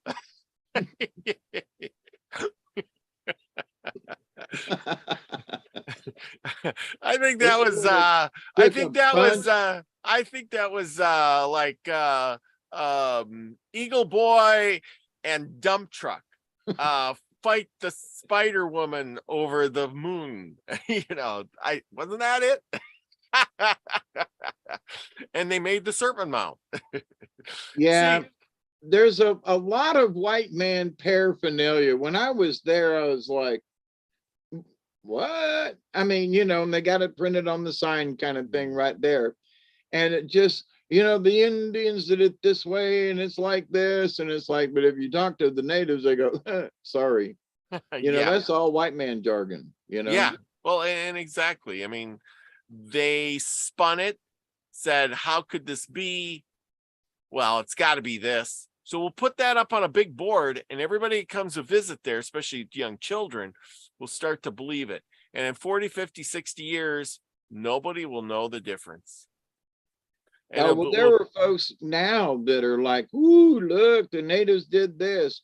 But there are those of us, and I'm hoping that it will get passed down.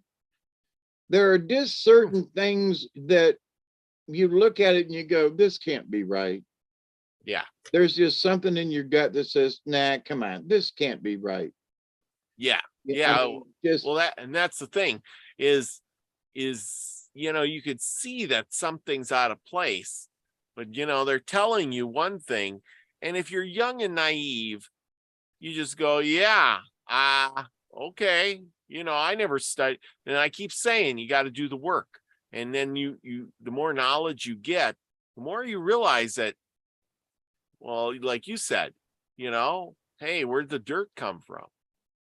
I mean, it's up on this ridge. I mean, and it's sort of rocky, and where'd the dirt come from? But yeah, something else too that bothers me, and I know we're getting long in the tooth now, but is that the suspected numbers of people who live in some of these villages. And there's a village where they say there was 100,000 people lived in this village. And I'm going, nah, that's you BS. Yeah. Because Albany, Georgia up here, which is a large municipality town with all this stuff, 100,000 people live there.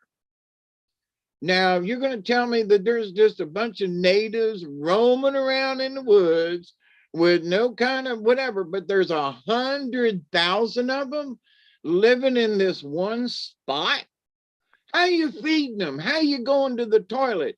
I'm sorry, there might have been 10,000 of them, which would have been, but they over exaggerated how many people live in these communities. And I'm thinking to myself, do you know how hard it was for the pioneers down here in South Georgia and just trying to eke a living off the land? Yep. Anyway, a lot of times when you see how many people were in something, you got to stop and go, nah, wait a minute. Somebody, there were 100,000 troops. No, you can't feed them. There wasn't enough cows or goats or sheep. There wasn't enough water. There wasn't enough wine to go around. No, there were 100,000 troops.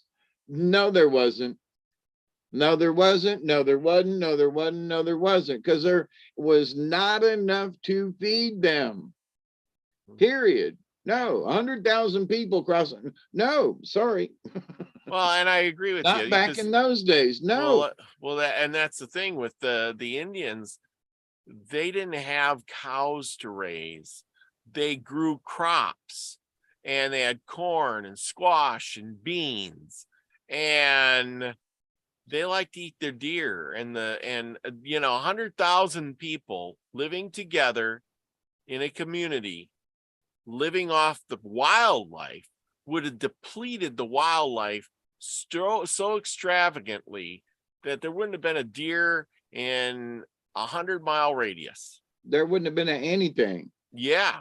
There wouldn't have been anything. That was the only thing that kept those Indians alive and going, is the fact that they didn't congregate like that, or they would have had to take up the practices of the Europeans. And that's really what it boils down to. They had to live in small tribes, small villages, and move around because the animals moved around. But not only that, they understood their resources. Yes. Weather patterns. They managed their resources. Yep. They did. I mean, if they had to move to another range, that was managing their resources. They didn't if the deer got scarce, they didn't stay there to kill the last one. They moved. That's right. And I when mean, they, you know, and that's another thing too, since they're living off the land, just like the land, like the animals on the land, there's always that saying, well, you got a bunch of rabbits, then the foxes build up. The foxes eat the rabbits. And then there's too many foxes and no rabbits. The foxes start to starve. They get disease like mange. They die. The rabbits come back. And then the foxes come back. And the process repeats itself. yep. And well, same with the Indians. If you run out of food, some of them are going to start starving to death, which we read about. They're going to get some diseases and they're going to die off. And then the process starts over again. And you can only maintain that, just like now in our society that we have. They said that the world supported about 2 billion people on the surface, right? As we know it. But then, in the advent of finding oil and making machinery and fertilizers, we could increase our crop yields and our farming area. So one guy, he's farming hundreds and hundreds of acres with a tractor and a few guys to help him and stuff. And he's putting up what hundreds of farmers would make. And now, and with the fertilizers, all the stuff grew even better. Whereas, so what happens when you take away the fertilizer or the tractor or all of that? And you got these people living in cities of hundreds of thousands of people. Where are you going to get the food to bring into the cities? Because nobody in the city is growing that amount of food to feed everybody. Yeah. So my point about this, if you hear of numbers back in the day that, there were 10,000 of them, you might probably take a zero off of there, or there might have been 1,000 of them, because to feed 1,000 people, to house them, just the whole 9 yards, that's a lot of folks. I mean, if you've for those folks who've been in the Army, they know what 1,000 troops are and what it takes to move them and house them and feed them and whatever, so keep them supplied. And there just wasn't enough in the countryside. So I'm saying the white man has exacerbated and exaggerated the numbers. So like, when we were talking about Montezuma and whoever it was, where they went down there and there were 10,000 men within this thing, I think that was exaggerated. Well, you got to, I think there were a lot, but well, I mean, I think they exaggerated it from the white man's point of view to show them how strong they were. Remember, what was it? The last guy we did in Florida there, and he gathered his troops of 10,000 men, right? Well, remember, he didn't have 10,000 men. He gathered from the other villages. He sent out his runner, and the men came from all the other villages. But I'm still saying that 10,000 men traipsing through the swamps in South Georgia and stuff like that. Yeah. But I could see it for a small amount of time. Hey, I'm going to send out my runner, and all those men, 50 or 100 come from each tribe, and we're going to meet here. But the thing is unlike the American troops, where they have food and stuff, keep bringing the stuff in, these people couldn't sustain that amount of people for any length of time. For 2 days. Yeah, a couple of days, and then they're all going home. Yeah, exactly. It's to have 10,000 people move. I live down here in the swamps and stuff.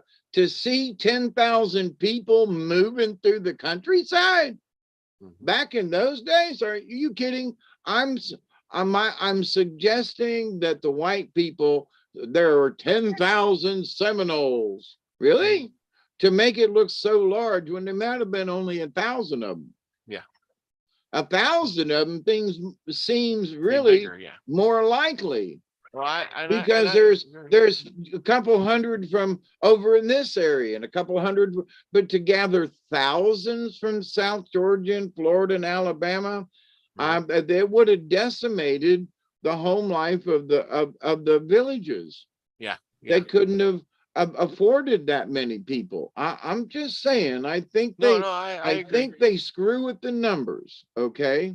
To some extent, yeah, I do agree. I imagine they over exaggerate. Like they were talking about the what was it the other day in Massachusetts? They said there was about 40,000 white English guys, and there was about 30,000 Indians. Now, but you're talking over a whole state. A whole state that's 70,000 people over a whole state. And that's a possibility.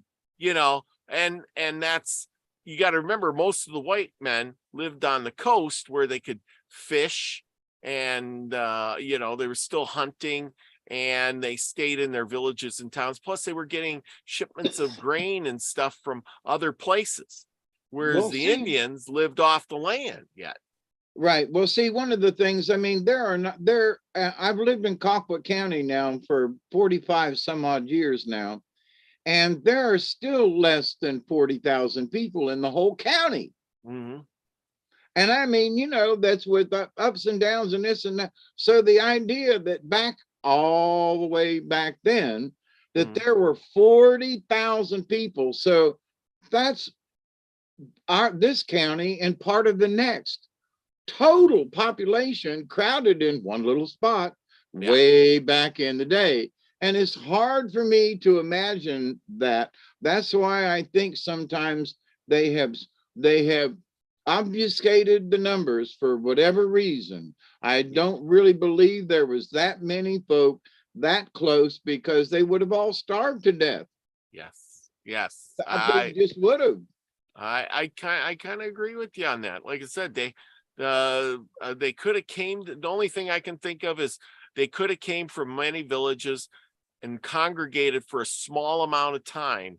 But like you said, 2-3 days, and they're all going to have to go home because you're running out of food and water and places to live and stay. You know what I mean? Yeah, we have the Sunbelt Expo here every October. Mm-hmm. And in 3 days' time, there's 100,000 people to move into Moultrie. Yeah. That come through now, but the 100,000 people that go there a lot of those people are from surrounding areas. Yeah. Now there are people that do travel to come and visit for the 3 days. You can't find a motel room for 100 miles in any direction. But the idea, though, that I've seen what 100,000 people crowded into one area can do, because I used to work the expo. And my point is, what it takes to feed them people who come for today, the amount of trash and this and that. And you're telling me that all the way back in them days with no lights and gas, electricity, where's the feed lines? Where are the big pot bellies? I mean, where's the stew? I worked at a food vending several years in a row. And the people that line up to eat and stuff, and the amount that it takes to feed the people at these events. And I don't believe that there was 100,000 people there. I'm sorry, 10,000 that's even a stretch. Yeah. Well, yeah. Because like you said, and it ain't like they're going to the store and saying, just I'm ordering a semi truck full of meat to be brought to the fairgrounds, and we're going to feed these Indian guys, the warriors. No, you're saying, hey, I need like 50 guys to go out and shoot us 50 deer to feed X amount of people tonight. They would have depleted the local resources, even as abundant as it was back then. They would have depleted the resources. So I do believe that events happen, but I absolutely believe they've lied about the numbers. And I would caution people, when you read these enormous numbers, stop and think about how many folks that really is and what it takes to take care of them. And just think practical. That's all. Because the farmers back in the day, they might have had a cow or two and a couple of goats and some chickens, but they didn't have enough to to feed 10,000 men or even 1,000 people. You know, I have fed 1,000 people in an afternoon. I know what it's like and how many pounds of beef it takes. And you know, but the thing that there was that many people back in the day. I'm sorry, I just don't believe the numbers. And I'm gonna and let me jump off that tirade. That's right. Okay. Elderberry says I'm wiped out also. Up early. Yeah, me too. Gotta go. Anyway, thank you, David. You gonna have a show afterwards? Maybe because I got stuff I got to do tomorrow too, but I'm up and wound up, so maybe for a little bit. So all right, everybody. Thank you all for coming. We love Remember, be the frequency you want to receive. I love you all, everybody. Peace. Have a good one. Cheers. And there we go.